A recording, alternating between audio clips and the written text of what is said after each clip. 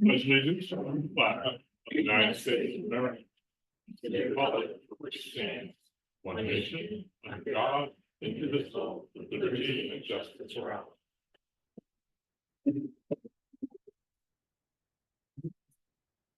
Roll call shows all members present this evening. Does anyone have a conflict of interest with any item on the agenda? Okay. Motion to approve the consent agenda. Second. All in favor?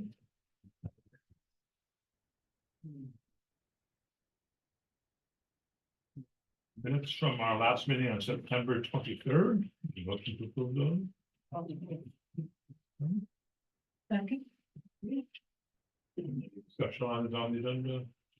All those in favor?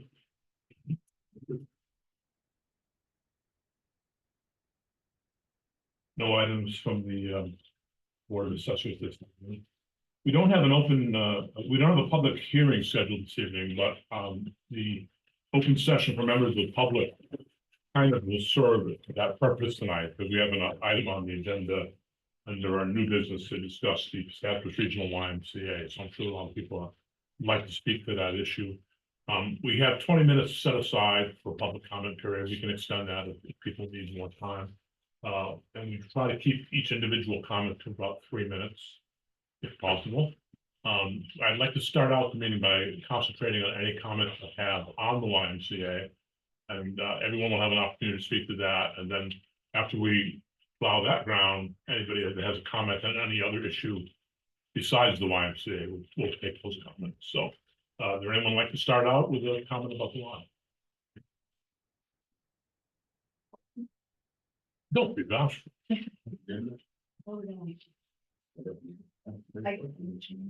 I can answer any questions that I have the ability to answer. I can give a little bit of an update. Yeah, just identify yourself and. Yep, okay. I am Amanda Stewart. I am the branch director of the Scottish Regional YMCA.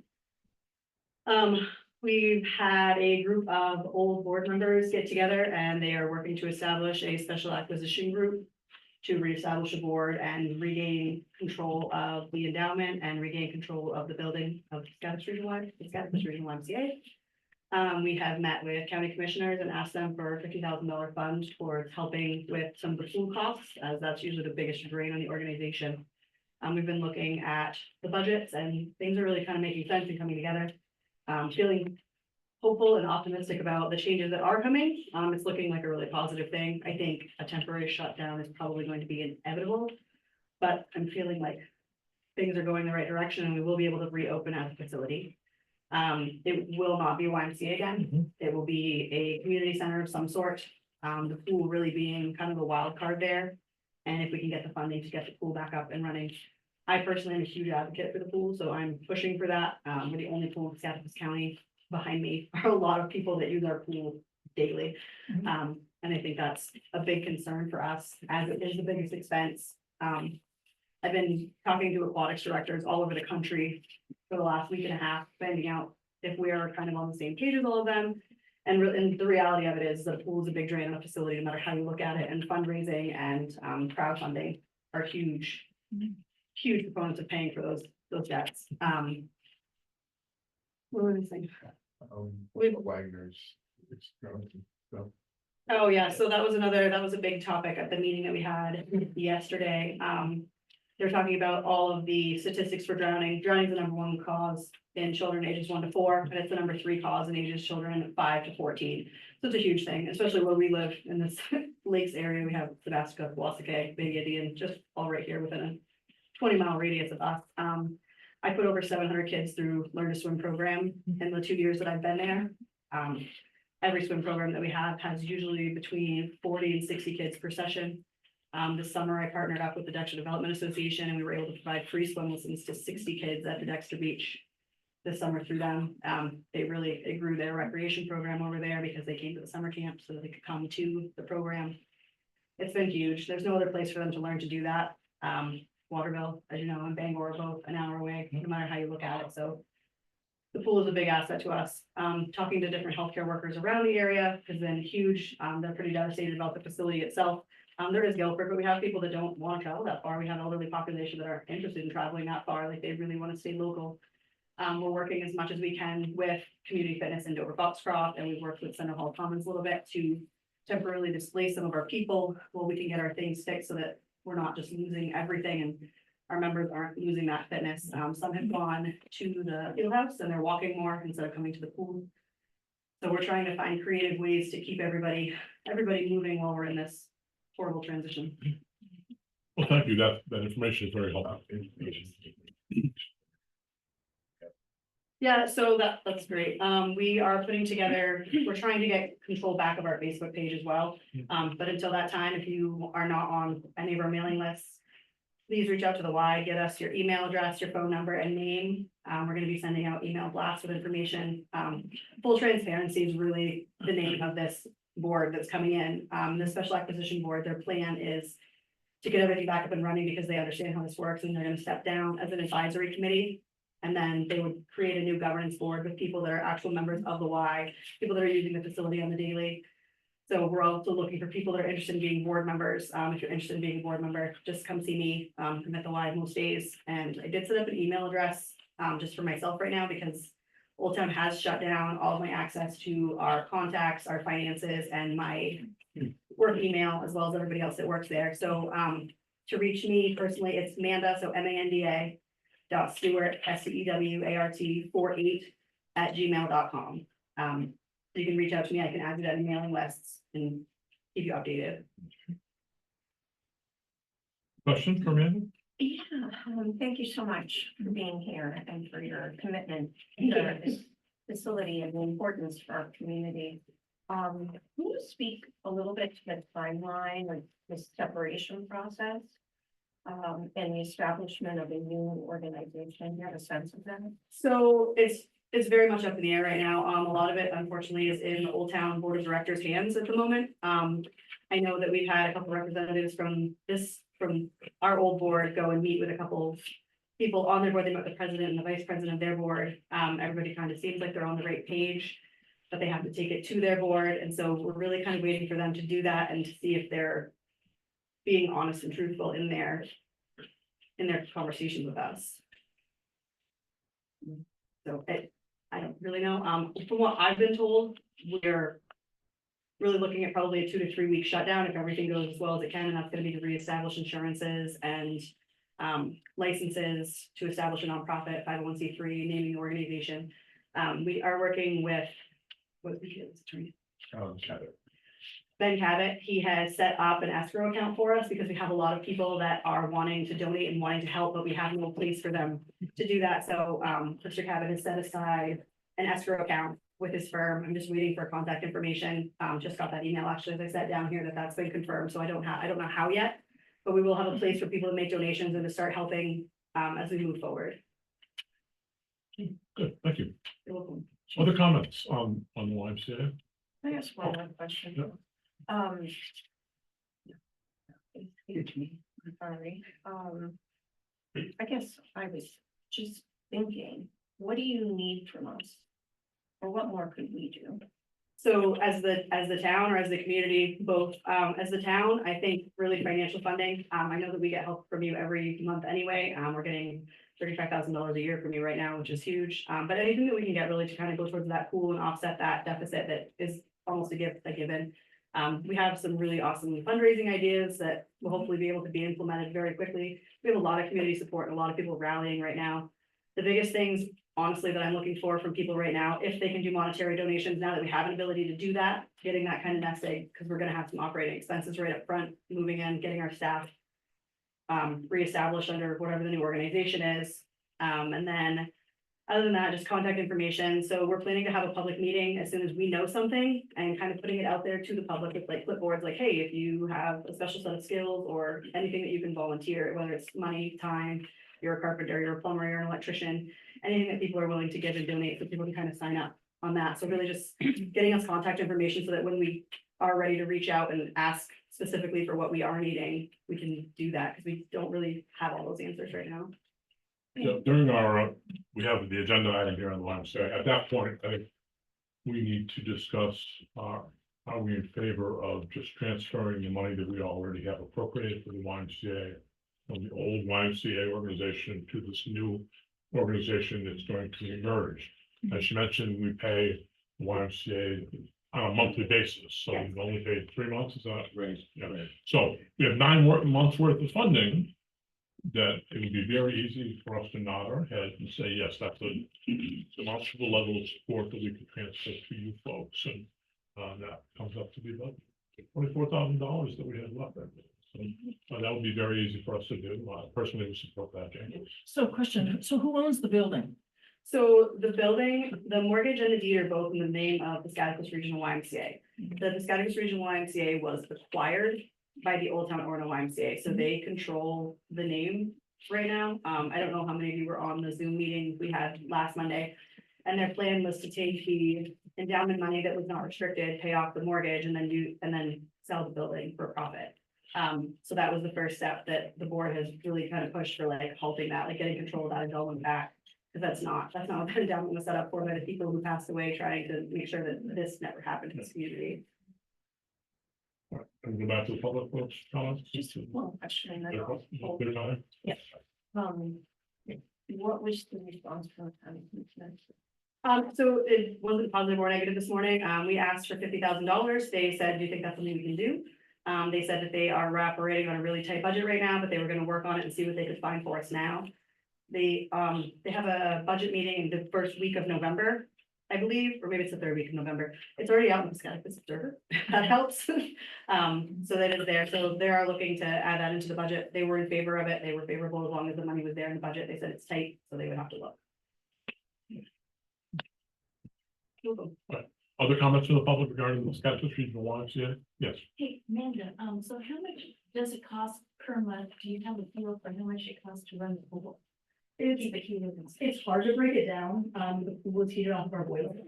And the whole building's heated off of our boiler, so it's kind of hard to break it down, and the power bill is kind of the same thing. I know that since I've been there, the costs have been reduced drastically. I've got the heat under control. We got an office stat put in. The chemicals are a bit out of control, so we're using significantly less chemicals than we were before. The air handler was replaced 2 years ago, so that's reduced a lot of the expense. So those big like pipes that run around the top of the pool, and it takes, kind of replaces the air, filters all the air in the building. So that was replaced a couple years ago, and that helps with the temperature and the climate of the pool as well. With the chemistry, keeping the room like 2 or 3 degrees warmer than the water. Helps offset a lot of the heating costs with heating actual water, because it displaces. Yeah. Yes. Was there any? Nate, your name, please. Oh, Nancy Mitchell from Dover-Foxcroft. I was a pool person. Was there any clue that this was gonna happen? Not at all. So Friday at 11 o'clock, 7 board members from Old Town came in. They weren't more. No, they were, sorry, I apologize. They were the directors of the Old Town Orno YMCA. They came in at 11 o'clock. Only myself and Dr. Fishbaugh, who works the Welcome Center, were the only employees in the building. They took us into the back room, but didn't even tell us like what was going on. There was a tape, a screen set up on the table, like, oh, let's clean this off. You guys want to sit down? Like, nobody said anything. You guys, like, I cleaned the table off, and they came in, and I was like, can I get you guys something? And they kind of like just stood there, and they're like, well, we're gonna close the building for the day, effective immediately, the pool's closed, and the building is closing at the end of the month. And that's exact, and I was like, wow, lack of communication. Thank you for what you're doing. Thank you. Other public comments on the YMCA? Yes, sir. Yeah, Sean Headley, yeah, man, I'm on the county budget, I'll find out some more information Thursday, kind of, give a positive push for that funding. Thank you, Thanks. thank you. Other comments? Joe Costello, Yes, ma'am. question for a minute. Do you know if they're going to try and take equipment out of the building? Because my concern is over the years, there's money's been given and some of that equipment's been purchased with the money, the grants from the town. They shouldn't be able to take it all. So, initially the conversation there, they were going to start doing an asset count, and so I immediately called my family. I'm like, I need you guys to help me, because a lot of the things in the building are mine, that I brought in personally, because we were lacking a lot of things. And they said, no, we're not taking anything out of the building. They said they're not taking anything out of the building, it belongs here. So your question, as far as I know, no, that's not the plan. So I'm hoping that that's accurate. Yes. Erin Clemens, Dover-Foxcroft. Thank you. Or do you have any legal volunteers or working any legal case in regards to the assets and the endowment? Yeah, so I believe that the board is working with a legal team. The attorneys were supposed to meet with the attorneys for Dover or board today. I haven't heard if that happened or what the outcome of that was yet. Other comments?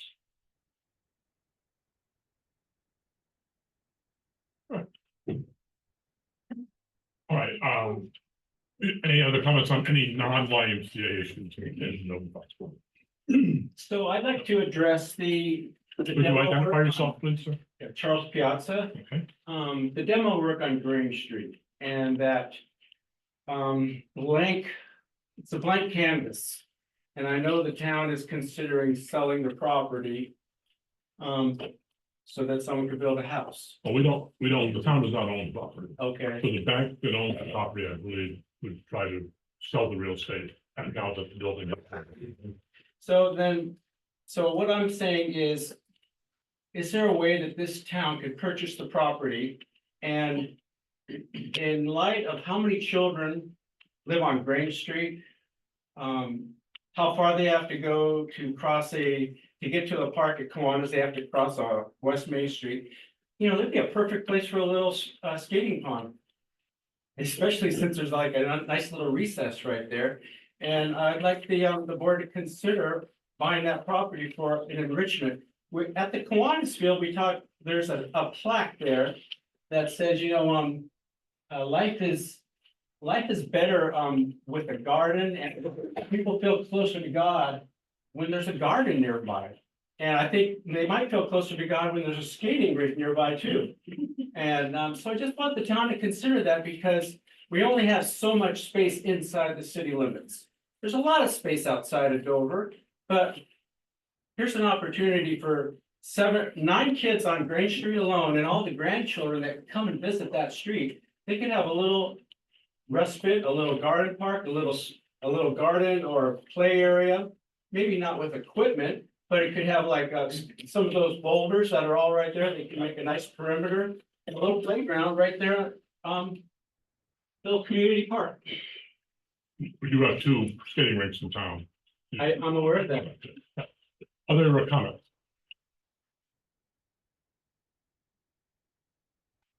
Okay, hearing none, we'll close the public comment session, move on to open session for remarks by select board members. Anyone have anything on the line? Okay, Speaking of playgrounds, lots of activity that are happening out at the new playground. right outside there. Yep. I've come by 3 times and it's packed with kids and families. Spoke with a gentleman who said he used to be on the alligator, but he appreciates the update. So we have 2 generations that are using it now. So good work. Other comments?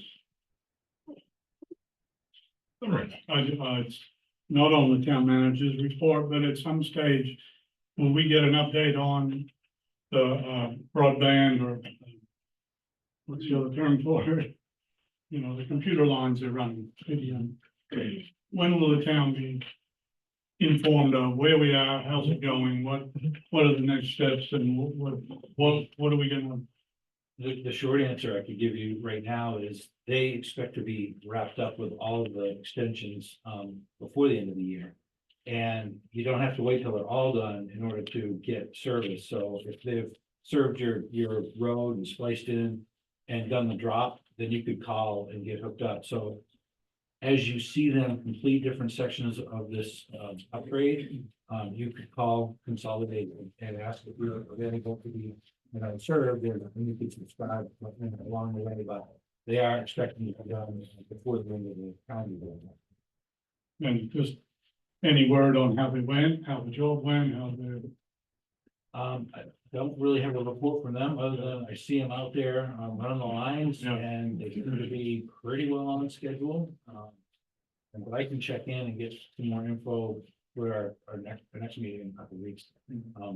Whether they are behind it all or anything like that, but it seems like they're pretty well on track. Just, because I would like to get video service, so I was one of the people that signed up right away. What I was told by the customer service rep is that normally it's 1 to 2 months after the lines have been physically put to your house before they can string into the house. What he said is he's unsure how that will go for us, because it's not just extending a line down somebody's road. It's the whole county. So, I mean, you've probably seen that they have a hodgepodge of equipment that looks like it's been bought at a third-hand shop. Because they're just one massive build, and then they won't need all that. So it might be a little bit longer, just simply because they have so many people to install all at once. But what he did say is that there's no way that we can tell how they're going to start extending the actual connections. It will start wherever it makes sense for them based on who knows what. So it could be that the street next to you starts getting strung up, and then, you know, maybe a month later, because of the way the wires run. I found this out with DSL years ago. It was 3.5 miles from my house to the station, and I thought I can get it. Turned the wires went the opposite direction, down a street, over a side, up the dump road, and it was 5.5 miles by the time I got to my house. So lots of variability in it that's not obvious to us, just looking at the poles. But 1 to 2 months would be the end of November from when I called. So I'm hoping they'll start getting in. So, something that they've offered is, and it's, placed on their website, you can pre-order service. Yep.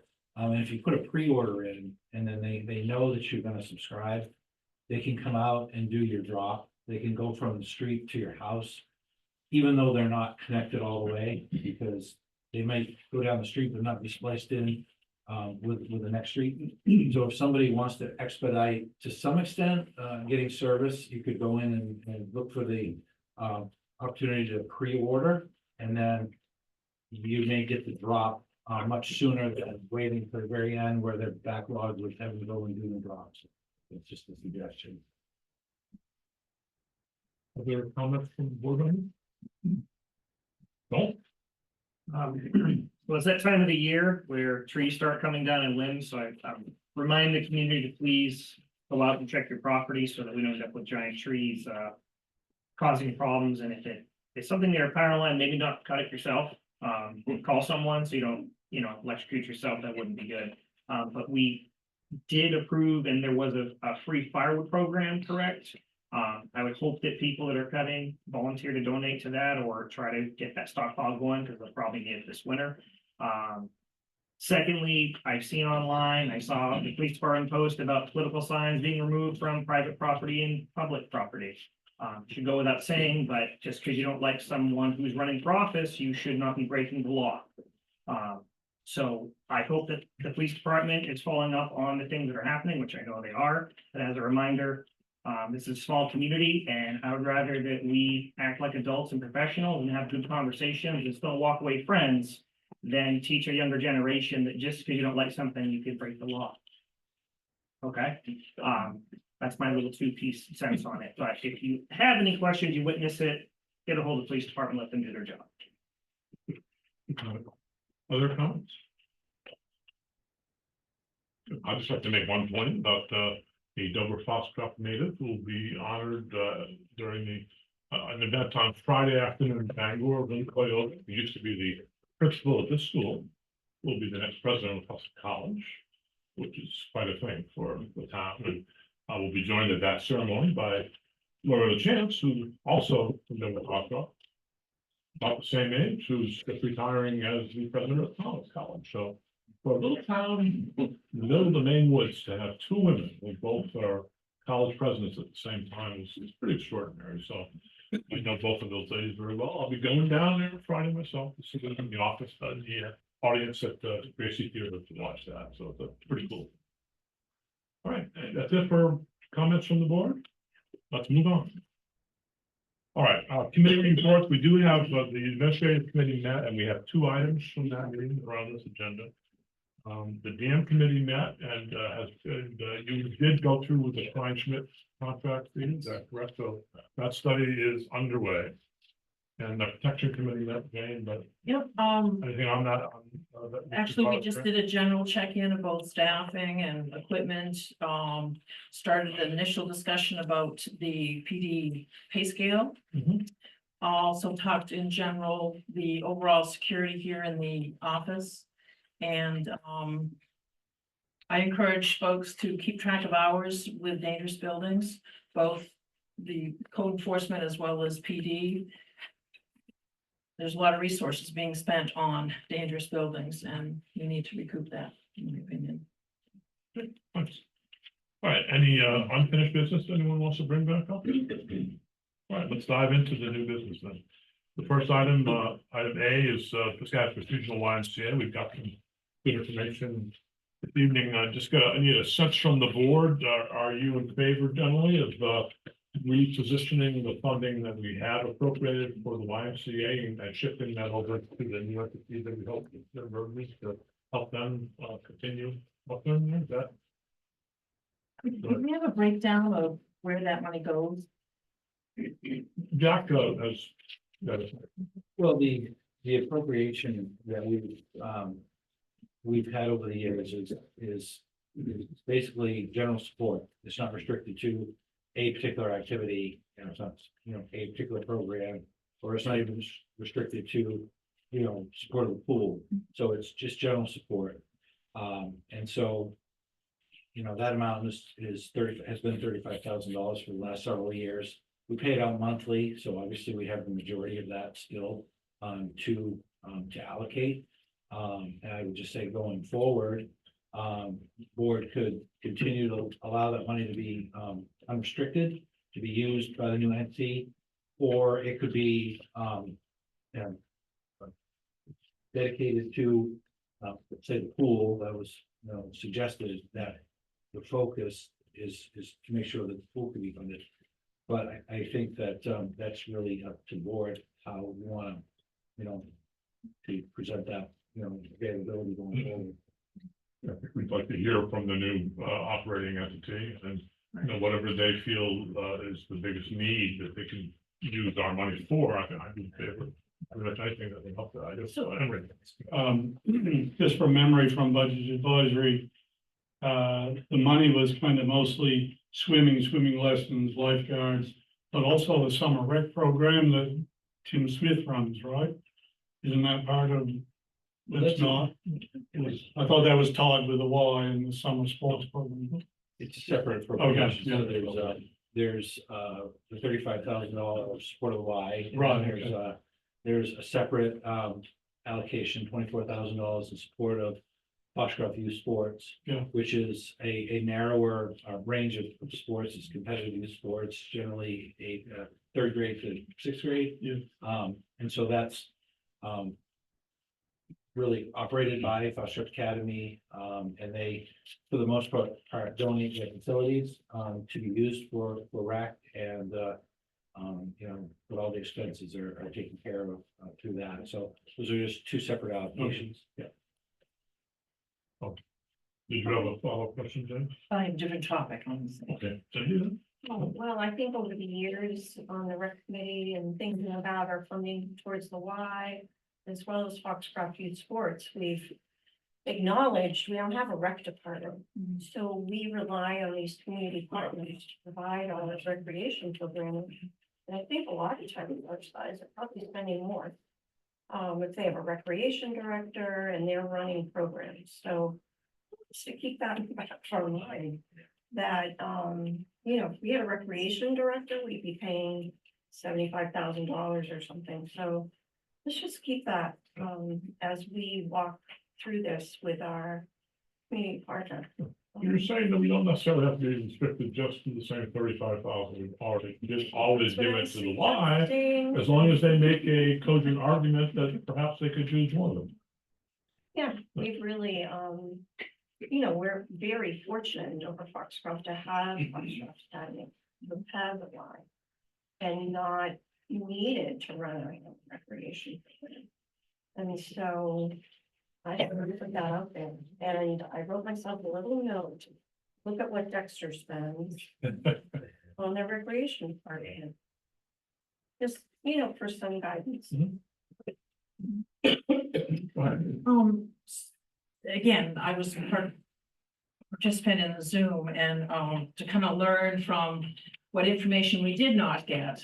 Could we have a listing of who the board members, the old board members are, or this advisory group, so that that's public and we can make those conversations happen?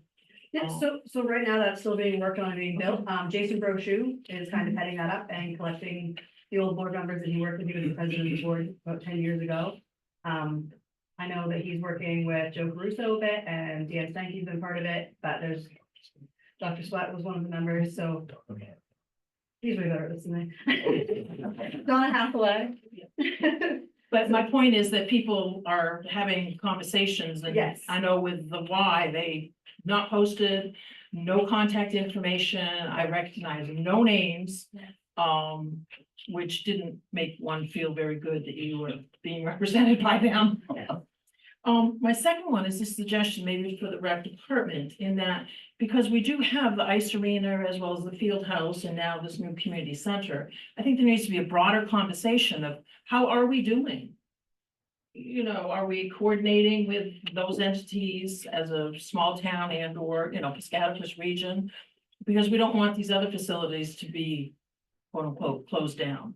So I think we need to look down the road to say, how can we continue to support the ice arena, the field house, the community center? Is it the Manda building? No. I mean, it's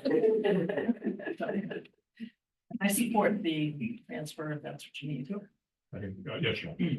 I obviously support that. I wouldn't even be mad if we end up doubling it at some point. Yeah. The only thing that I would like to see honestly is, as this gets up and running, is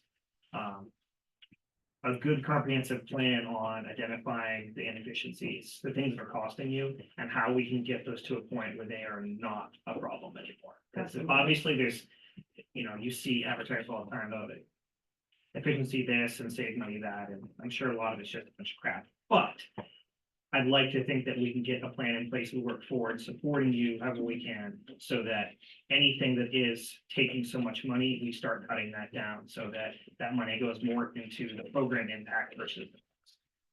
Thank you. Other comments from board members? All right, would anyone like to make a motion to the effect that the appropriations that we have in the town budget designated for support of the YMCA would be transferred to this new special acquisitions group? So move.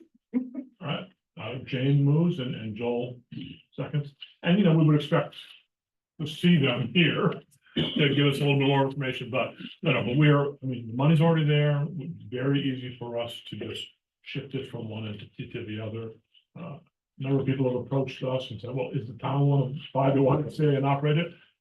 We could, but I'm not a big fan of that approach. I would much rather see a community group that really is invested in the Y, run the YMCA, and our job is to be supported the best we can. And that's, I think, the best model going forward. All right. So as part of the discussion, Yeah. so will the checks stop until this new group has? Yeah, they've already stopped. Right, we're not gonna spend another dollar to Old Town. Given the lack of communication, you don't reward that kind of behavior with hard-earned tax dollars, okay? Even select board members can figure it out.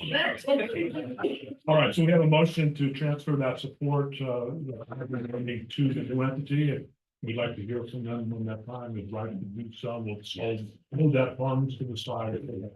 Okay, all right, motion has made, second, all those in favor? That's unanimous. That's what we can do for you today, okay? Thank you. Yeah, it is the right thing to do. Yeah. All right, Brian, you're out hanging out in the back row there? Yeah. Would you like to talk to the front row? Well, having an update from Brian Gaudette, our code enforcement officer, on some of our favorite dangerous buildings in town. We are glad that Grange Street has been demoed and cleaned up. It looks much better when I drove by there the other day, so. Grange Street's gone, Yeah. Wellesley Avenue's gone, Yeah. and Merrill Williams Road property's been cleaned up and seeded. So those are 3 big checks Yeah. off our list, and then we have 3 more that in front of you. Right, so let's take them one at a time in the order in which they appear, right? So Union Street, and that's an abandoned house that that was going through probate because the title to the property Yep. is somewhat unclear at this point. The family member that last appeared before us to talk about that is very much in favor of having the building torn down. Yep. So, what's the status on that? The same as it was, it still hasn't gone through probate, and I haven't had a chance to catch up with Aaron, but they went and looked at it again today, and it's getting worse. It was cleaning and falling, closer to the adjacent property, worse than it was, so I really would like to move forward on 70 Union Street, getting that removed. We have to do, obviously, the abatement process, because there's no lead paint, if I highly doubt there is, or asbestos in the property, but if we don't do something soon, it's gonna end up on the neighbor's property. Probably didn't fall down during the windstorm or over the weekend. So what, is there anything concrete that this board can do right now to move that forward?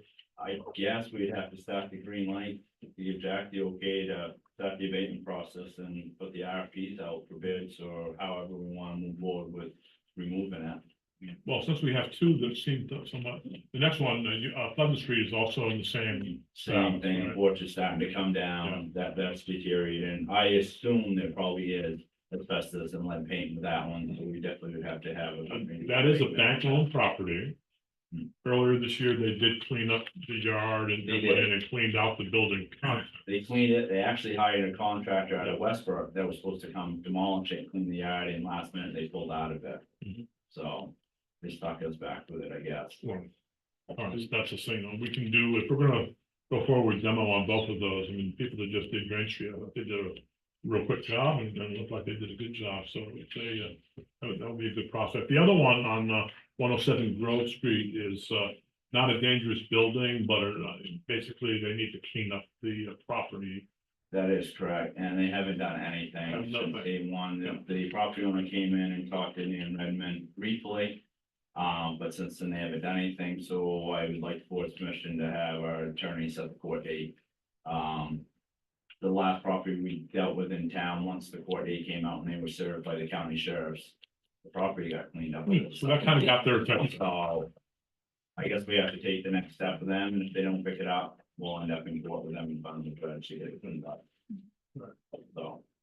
I just wanted to mention that one of the things that we did to make Brain Street go a little quicker is we utilize the Scottsbluff County Economic Development Council. They run a brownfields program with EPA funding to do cleanup of any possible hazardous building materials.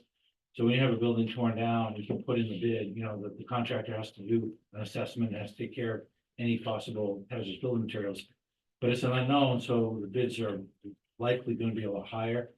We go in and do that ahead of time, and we say there's nothing there, but we get rid of all the, you know, the TVs, Freon, refrigerators, you know, and take that all out. We had help from Charleston Correctional to do that, you know, so we're able to prep it, and then it made it easier to go in and bid on it and get it done, so.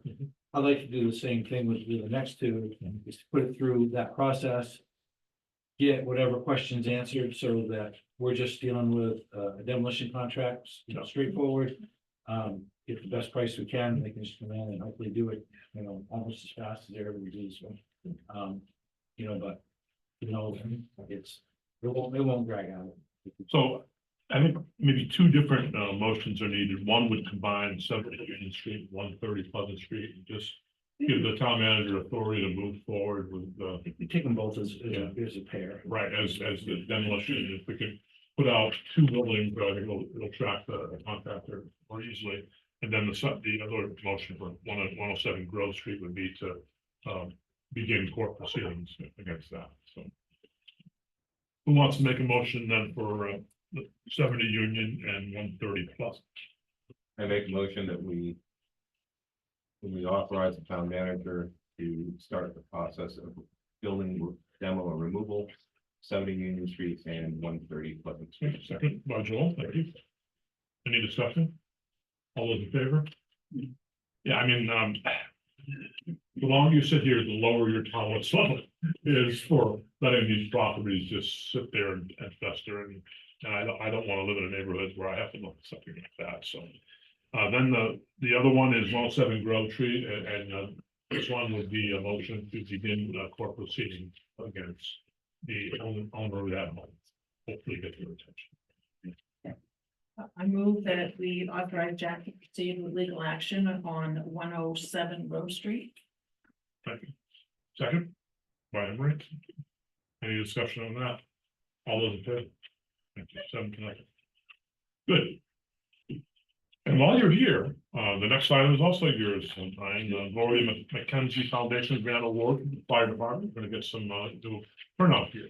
That's correct. We wrote a grant, I wrote a grant a few months ago with Lori McKenzie. Jack and I worked on our capital improvement for our turnout here, and put money aside, but there was still a large number still needed. So we went for a grant and we were awarded 28,500 towards that. So with the acceptance of the grant, once in our capital, we'd be able to bring our turnout gear back up to compliance where it needs to be. That's expiring in January. We'll be able to continue the replacement cycle as needed, so we don't hopefully get into this mess again. But I need the board to hopefully accept that money. That's a tough one. Happy to move that we accept. We'd be happy to take the money. Okay, so these motion seconded by Tracy. Thank you. We're all in favor of that, I hope? Yeah, we are all in favor. Woman who's from East Milwaukee, right? Yes, I believe, Yeah. from the power bond. The lottery winner. Things for this county and for Norfolk funding. Yeah. Were you able to get another project funded too through that? Yeah, I got one, we got two, we actually got our final and exhaust system to her and portable radios to her. So we're gonna keep right until she says no more. Thank you. All right. The next item is item D. We need to approve the nomination of a new dam study committee member to replace resign, and that is the person brought forward is Eleanor Reynolds.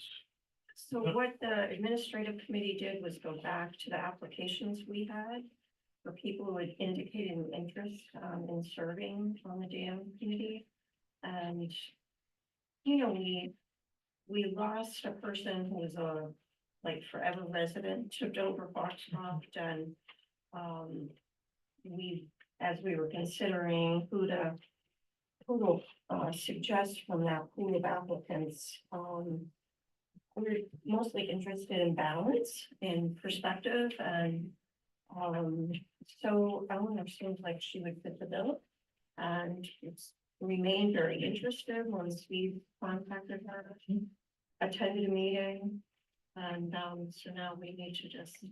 There was only one woman on There was. I've noticed that like 50% of the population are female, but on the dam committee, there was only one woman and 8 men, so. So that was a consideration. Okay, well, as it should be. All right, so Eleanor Reynolds has been nominated to fill that vacancy, and Cindy's made the motion. Seconded by Jane, okay. Any comments? All of us are in favor again. Thank you. All right. Another item from your committee, Cindy, the agenda for select board meetings, and this has been the request from Gary Hutchins to reinstate a second public comment period.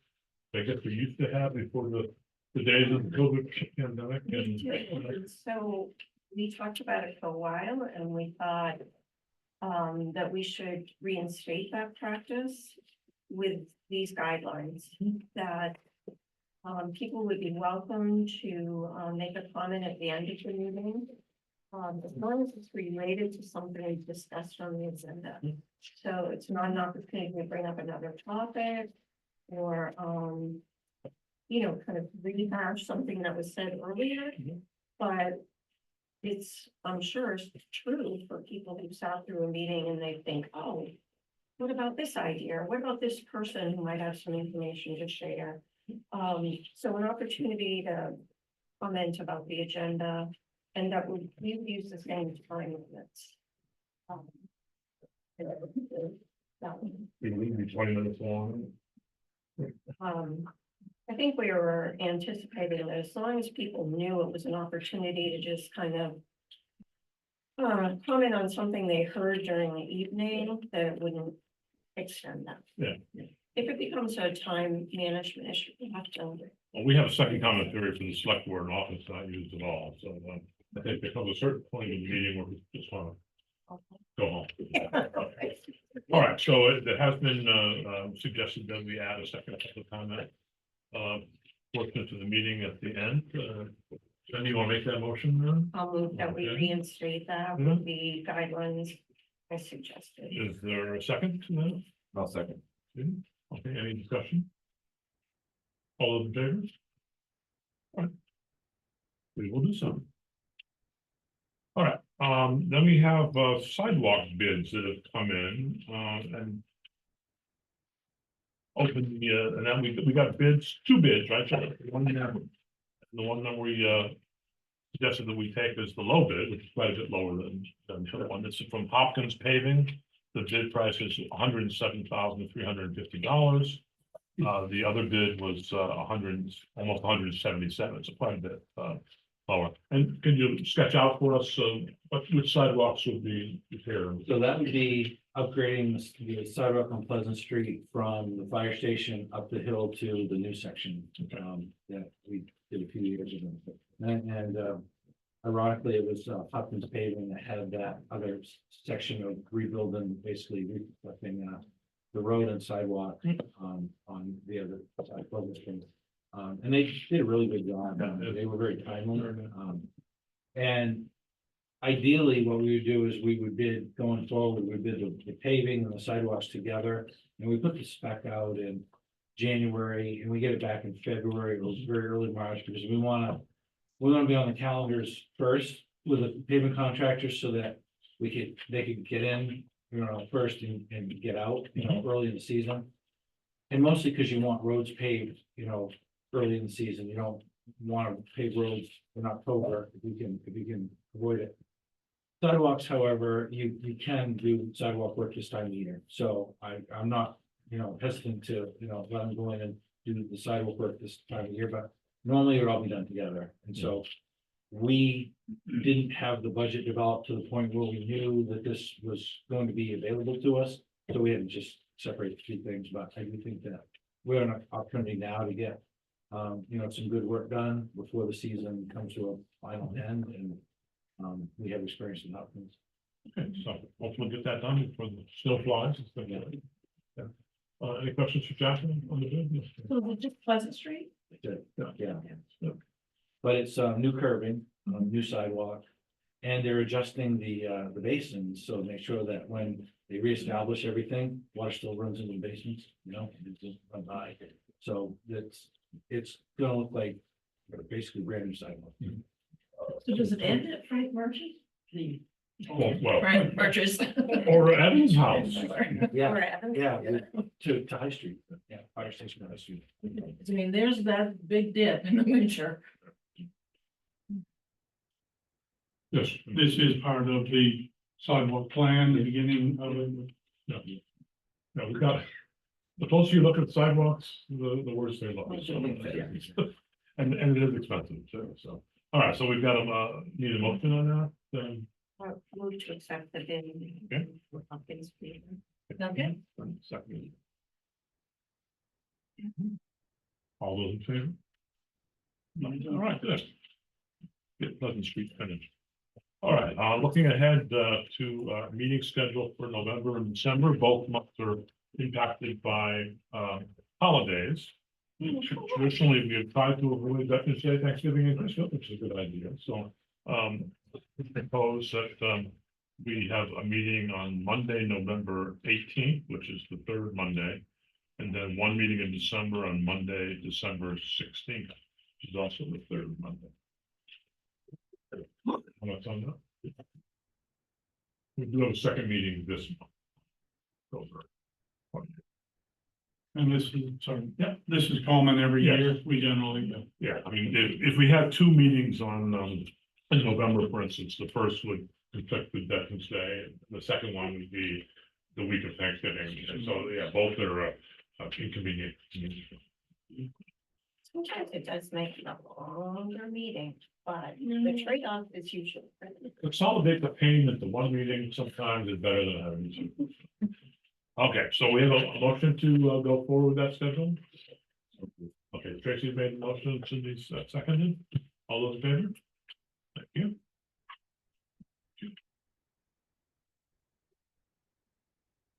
All right, town manager's report. Just wanted to say that the, both the maintenance department tractor and the solid waste department skid steer have been delivered and put into service. And we are very, thankful department heads that they have the tools that they need now, the equipment that they need now to, do the things that they can do, faster, more efficiently. And in Tom's case, some of the work that he hasn't really been able to do, at all, without it, so, that's, very good. We have, proposed, Jack, can I just ask a question about? The last time I was at the cemetery on Lawn Street, some constituents asked me about the condition of the roads in the cemetery, and I said, we're getting a new. Yeah.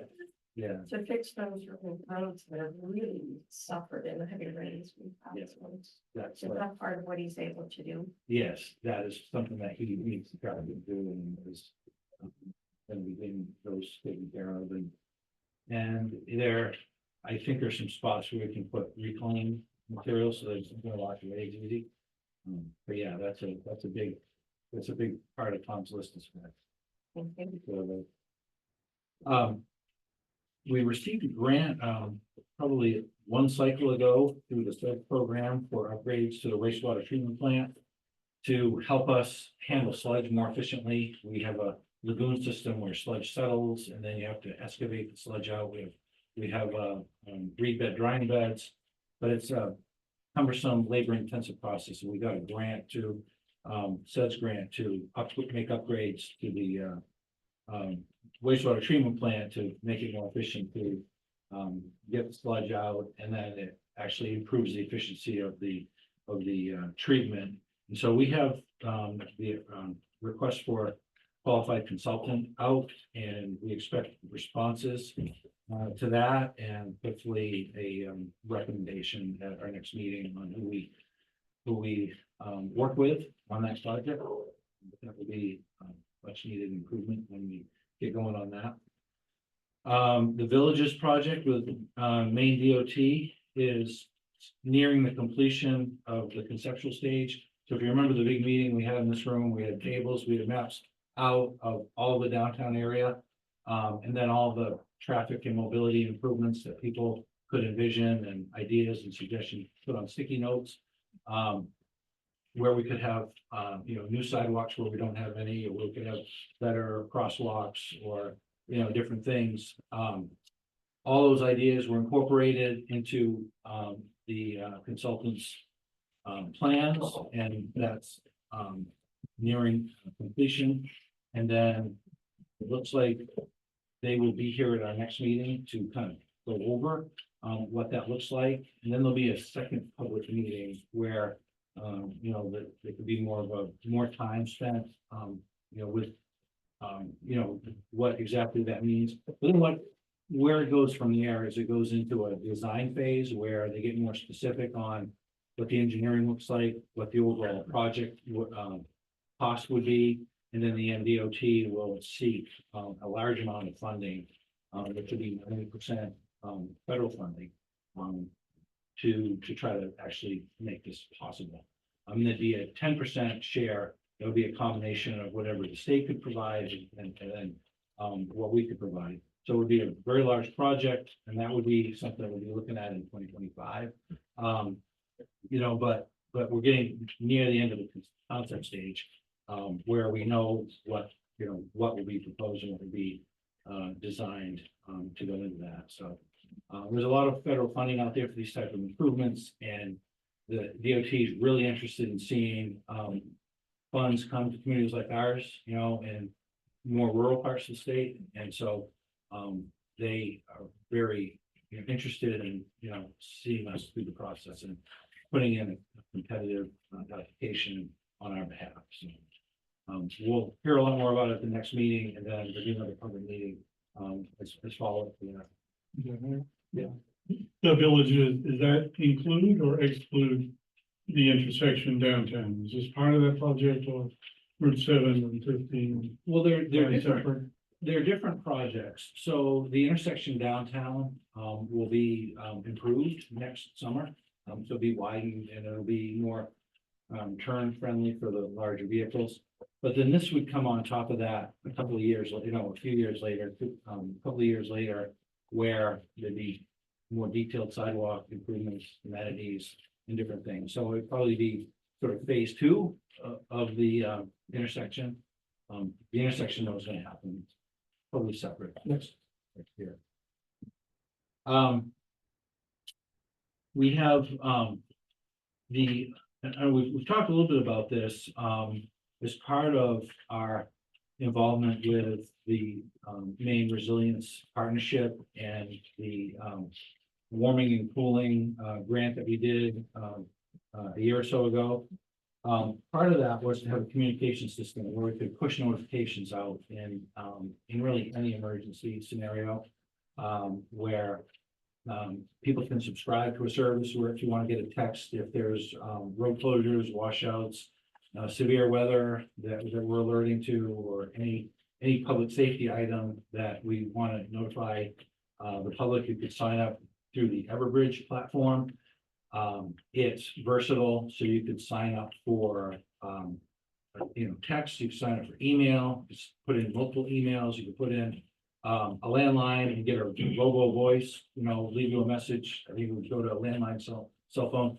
It's very versatile, pretty much any communications that someone uses, they could sign up for that. And you obviously don't have to pick more than just one means to be notified, but that's available now. We're onboarded to that, and so there's a button on our website where you can subscribe, and then you just put your information and how you want to receive those push notifications. And obviously it's voluntary, and you can subscribe, and then you decide you don't want to get notifications anymore, then you can pretty easily unsubscribe. But you're not going to get spammed with it. You're just going to get like public safety related notifications that we're putting out to the community, whether it's, severe weather, road closures. If the water district had a boil order, we'd put that on there, just because it would be one of several ways to communicate, but it would just be one more way. So we have that available now.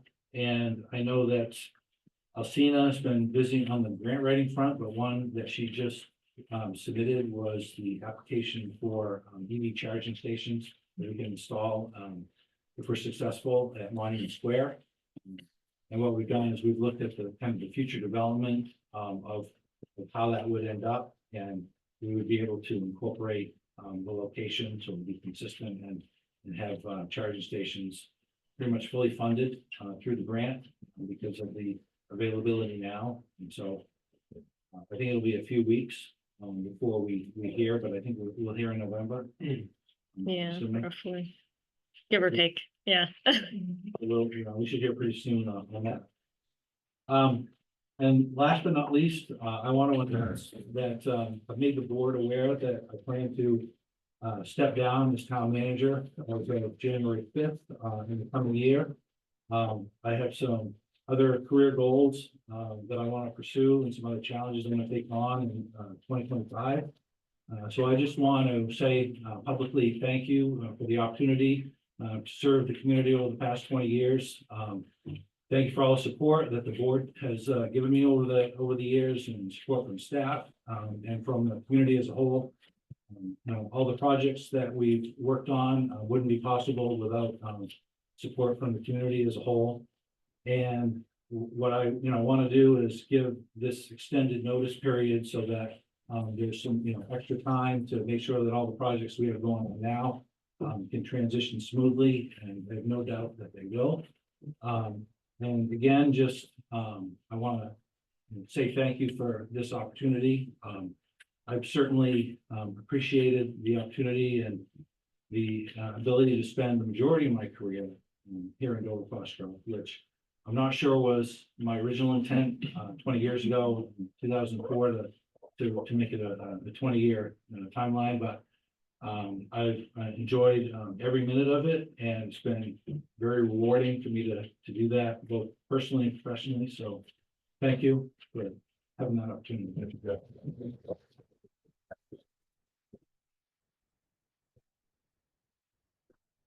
Well, thank you for your service to the town over almost 21 full years now, and also thank you for giving us notice that we need to begin a planned transition to whoever's the next person that we're gonna have as a town manager, and that's something we'll be discussing tonight in executive session. The single most important duty that a select board has is to choose the town manager. That's the only person who reports directly to the select board, and the only person that is hired directly by the select board. So it's a major task, and we have the time to do that the correct way while still having a steady hand at the helm of the town affairs. So I appreciate that very much. We would like to have a motion to accept Jack's resignation. I personally am accepting it with regret. I would be making that motion to accept his resignation with regret. Hope someone would second that, please. Second by Jane. Any other remarks by board members? I was just, you were giving your report. And you were saying in 2025, these wonderful things that you initiated. And so, yeah. So many important bits of work that are in process. And I appreciate your leadership with all of these. Thank you. Then, like I said, it's been very rewarding, and to be able to see something, go from beginning idea, right through to fruition. It's been great. There's things right now that, we're going to continue to see. Doesn't happen overnight, but it happens. And so you just keep going through the steps, and there it is. Okay, all in favor of the motion? Yeah, thank you. Jack also included the state valuation for Scottish County towns, and it's, believe it or not, we're now worth over $500 million. $509 million is almost $580 million valuation in the town, and second to Greenville. They can pay even higher county tax than we do it as well. Any closing remarks by select board members? We do have an executive session. We'll do that. Final thoughts? Emery? Just for Jack, again, the wastewater treatment efficiency and moving along. It is all under the proviso that it's environmentally correct as well, while we're speeding up the process. Yeah, I mean, we have we have permit parameters that we operate under, regulated by EPA, DEP directly, EPA indirectly.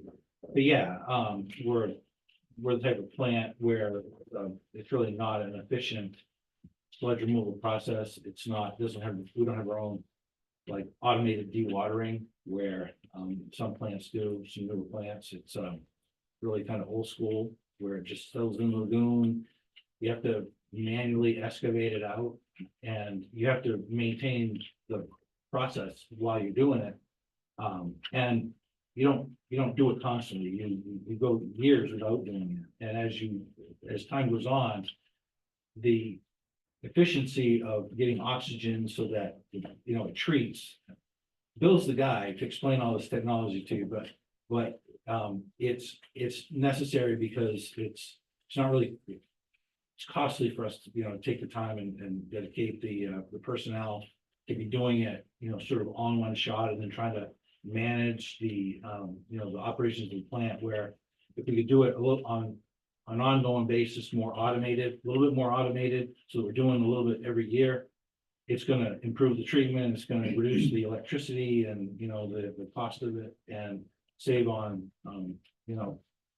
labor time and stuff like that. So it was pretty compelling in the grant process to get us funding to basically help our sewer ratepayers in the long run in the town. And so that's, that's what we're doing.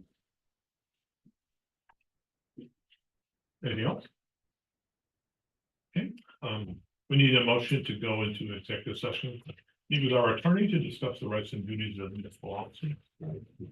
Anyone want to make that motion and cite the relevant stuff?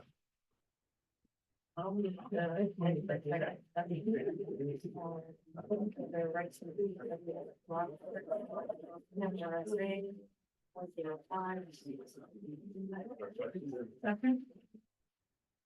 All in favor?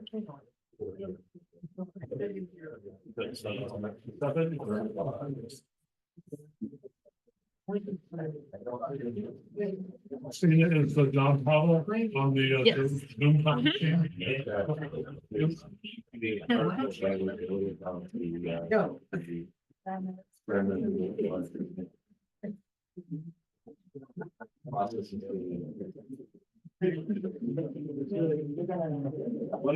Appreciate it. Thank you. Yeah. I appreciate it. Thank you.